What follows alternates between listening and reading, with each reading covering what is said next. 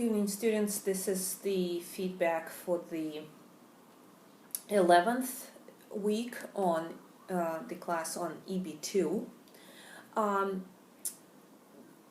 Again, we're dealing with Peter. I'm sure you're a little bit tired of him, but that would be your last encounter with Peter from Ireland. So in this class we learned many new things about him, that he is actually also not only a writer but also a philosopher.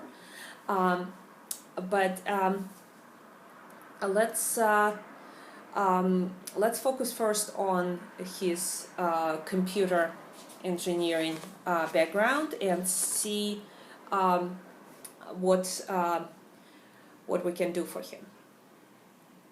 Now the first question in the assignment was about national interest waiver, and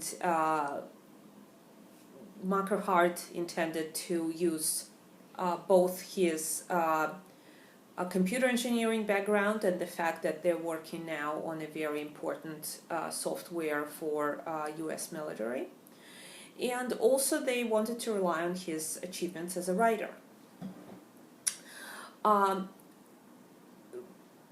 I don't think that it is possible, and I'll explain you why. Because basically with any immigration application, we have to focus on a specific occupation, and then we have to explain how the person's background helps him to qualify within that occupational category. So if Macher-Hart applies for Peter as a computer engineer working on an essential software, we will have to forget about his literary achievements unless they somehow believe that they are relevant, which I don't believe. So let's now talk about national interest waiver, what it is. I don't think that I did a very good job explaining the nature of this benefit in the materials, so I will try to give you a little bit more information in this feedback. As we know, there are three prongs to the national interest waiver test, which come from the case New York State Department of Transportation.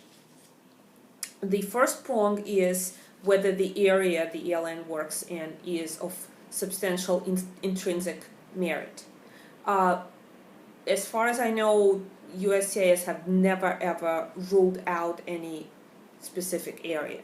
So we can safely presume that pretty much any area of human endeavor has some intrinsic merit to it, and certainly software engineering absolutely does. So this prong is always satisfied.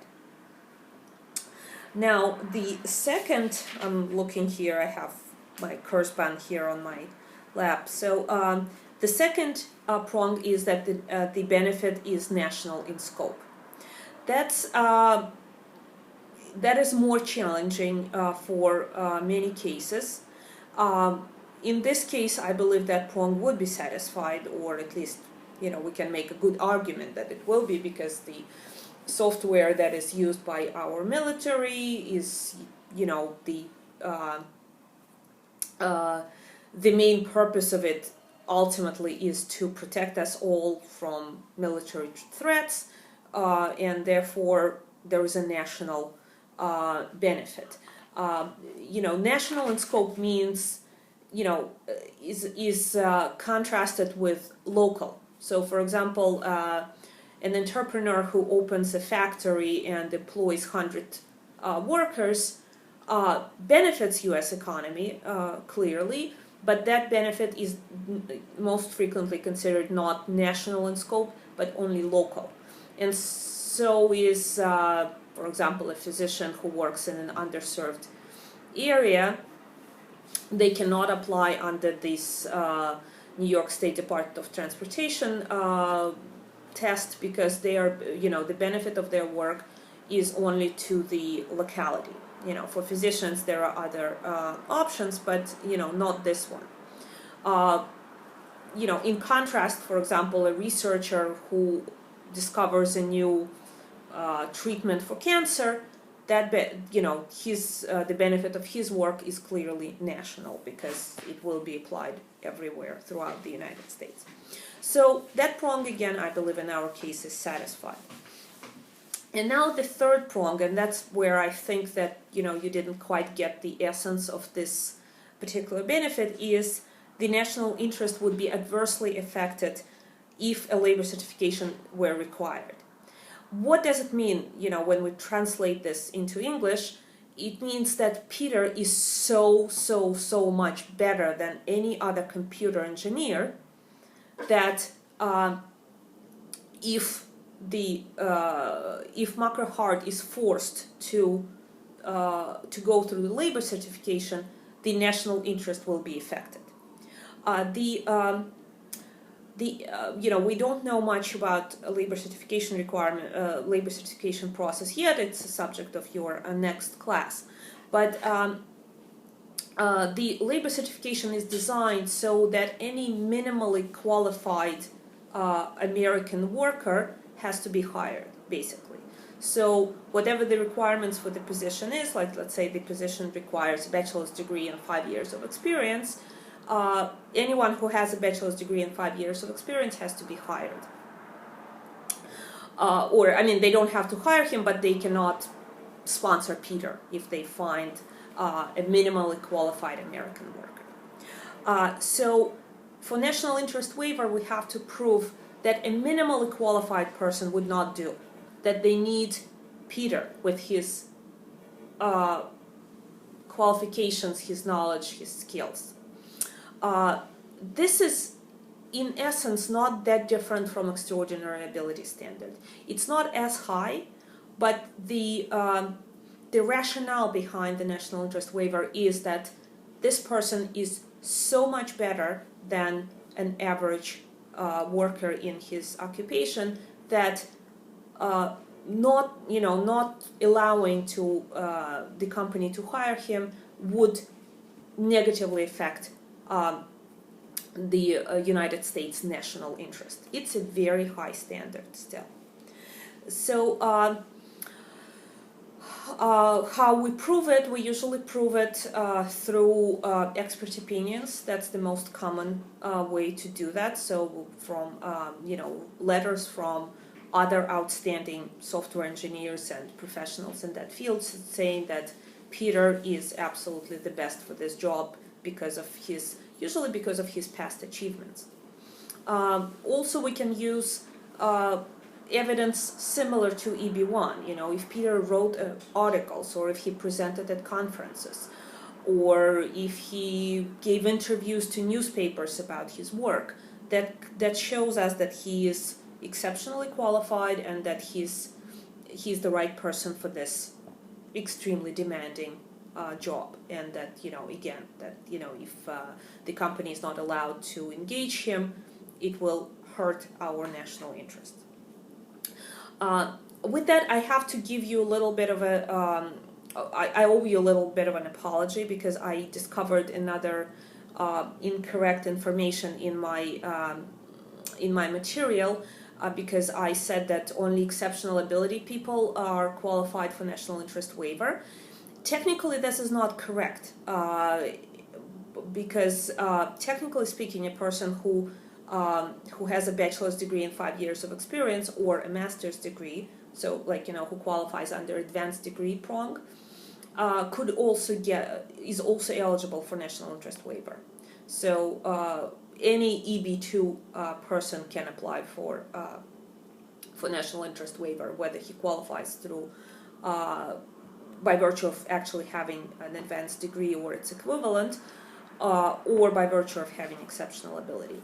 However, the reason I made this mistake is because the requirements are actually not the requirements, but the practice of national interest waiver actually requires a much higher qualifications than simple advanced degree or bachelor's plus 5, or even the exceptional ability standard. So once again, it is possible that Peter qualifies for national interest waiver. We don't have the information in the fact pattern, but in order to qualify him, they would have to prove more than just his advanced degree or exceptional ability under the standard that we discussed. But they would have to basically show that he is outstanding, that he is very, very accomplished, and that no one except him, or very few people except him, could do this job to the level that is required to protect our national interests, to ensure that this software works right and serves our national interests. Okay, so that's enough about national interest waiver. I think now you have a much better understanding of it. Now, about labor certification, for him to qualify him as a regular EB2 person, like pretty much all of you correctly said that his philosophy degree and experience are, not really relevant. I would like to clarify one thing, that it is true, but if he had no other degree, if he didn't have a degree in computer engineering, we could try to use his degree in philosophy and experience in computer engineering to say that he probably has an equivalent of a master's degree in computer engineering by virtue of having master's in philosophy and experience in computer engineering. Or we could, more likely we could say that, his knowledge in philosophy has some relevance as well. Maybe that we could make that kind of argument. So labor certification process that you will learn later in this course actually allows for use of unrelated degree plus relevant experience.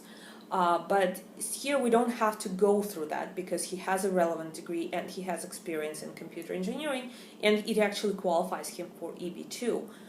So clearly his bachelor's plus 7 years are enough to make him an EB2 computer engineer, and so he qualifies. And that was the next question, and all of you, I believe, answered it correctly. The main differences between national interest waiver and labor certification are clearly that in national interest waiver he can submit his own petition. He doesn't have the employer to do it for him, and that he doesn't need to go through the labor certification process that which again you will learn next week. But you will find out that it's very expensive, and it's also very time consuming, demanding, and risky. So skipping it is a great benefit. Whether he should apply on his own or have an employer file a petition, I would recommend in this case that the employer files the petition, since they are amenable to it, and it always makes an application stronger. Sometimes employers, as a matter of policy, don't sign petitions, or they just don't want to deal with that. So again, it's a great benefit to be able to file your own petition. If you have any other questions, I understand that in this feedback I actually gave you some new information. So if you have questions, please write on the message board, or please write to me directly. I'll be happy to answer any questions that you might have. Thank you so much. Goodbye.